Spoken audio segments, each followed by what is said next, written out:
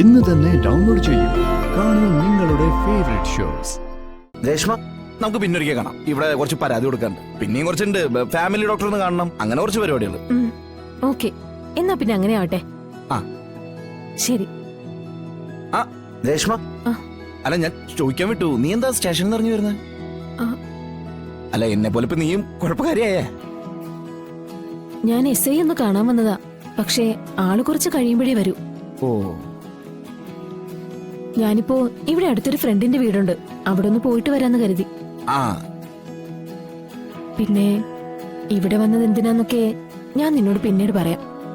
ആ ശരി ശരി, ആയിക്കോട്ടെ. എന്നാ പിന്നെ ഞങ്ങൾ അങ്ങോട്ട് ചെല്ലട്ടെ. ആ ശരി, ശാലിമ പോവാം. വിഷ്ണു, എനിക്ക് നിന്റെ നമ്പർ ഒന്ന് തരുമോ? ആ എന്നതാ, നോട്ട് ചെയ്തു.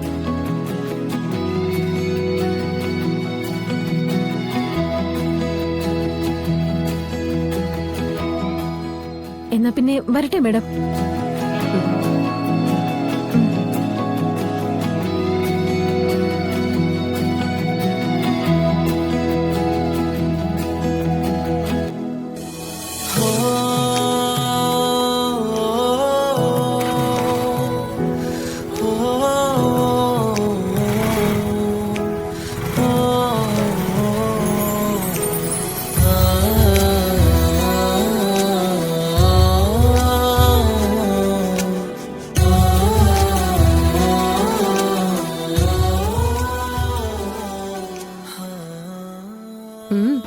ബാല്യകാല സഖിയൊക്കെ പോയി.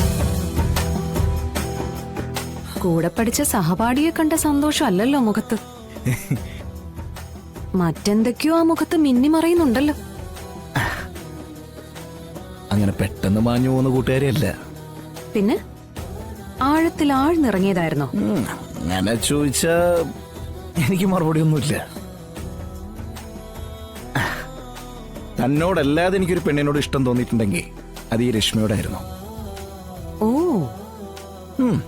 ചിലപ്പോ കുട്ടിക്കാലത്ത് ഒരു കുറുമ്പായിരിക്കാം. എന്തായാലും ഇഷ്ടമായിരുന്നു രണ്ടുപേർക്കും.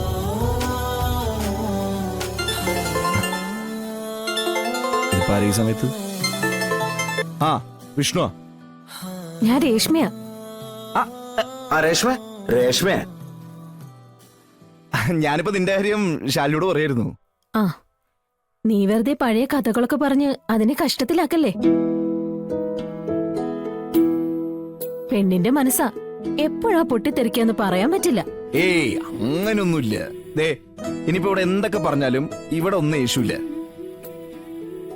അത് എന്റെ ശാലിനിക്ക് എന്നോടുള്ള വിശ്വാസ. ആ പിന്നെ നീ എന്തായാലും വിളിച്ചു തന്നായി, നിന്റെ നമ്പർ കിട്ടിയല്ലോ. എന്നാ ശരി ശരി, ഓക്കെ ഓക്കെ, ഞാൻ വിളിക്കാം. ശരി.